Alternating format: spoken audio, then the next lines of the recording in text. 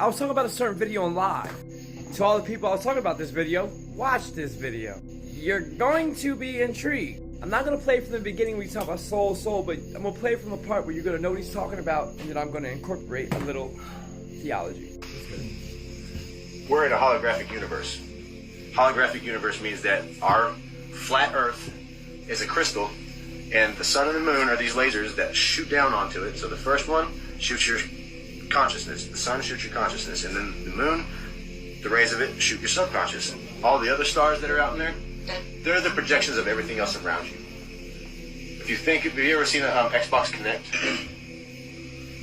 Do you know how it works? Well, what it does is it shoots out millions, like 3 million points of laser lights. So when it hits you, it's kind of like, you know, those old things you'd be able to stick your hand in and make your imprint. Mm-hmm. It does that to your body, but that's exactly what the fucking stars are. I think that the stars are our consciousness beaming down. It's all our consciousness because we're perceiving what we think and it's shooting it down. If you look up the two-slit experiment, it's quantum physics where by shooting these photon lights through a board with two slats in it. First time they did it, there was no pattern. You would think that on the other side of the wall it would just be two slits. Well, it was just spread out. So when they brought in, they couldn't figure out why it was doing this because it should just be two slits. Right. Well, they brought in a camera to watch it, and when they brought in the camera to watch it, it changed and started doing something different. So then it made an interference pattern. Right. So as long as there's an observer, you're going to get stuck. And I believe that the observer is the moon. It's the camera that's watching over. We're stuck in singularity.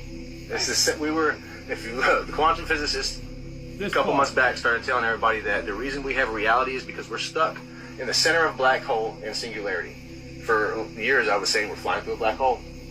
And once you get to the middle, that's why we have gravity. That's why you can touch anything you want. Right. Because all that pressure is coming to that one fucking hole of everything. Pushed down. So then sooner or later we're just going to go to the other side. And that's called ascension. Are we being squeezed through a black hole? And you guys all know this picture, and this is a flat earth map. And is that the black hole or the black hole sun that is being perpetuated and shot up to the firmament dome, which gives us stars?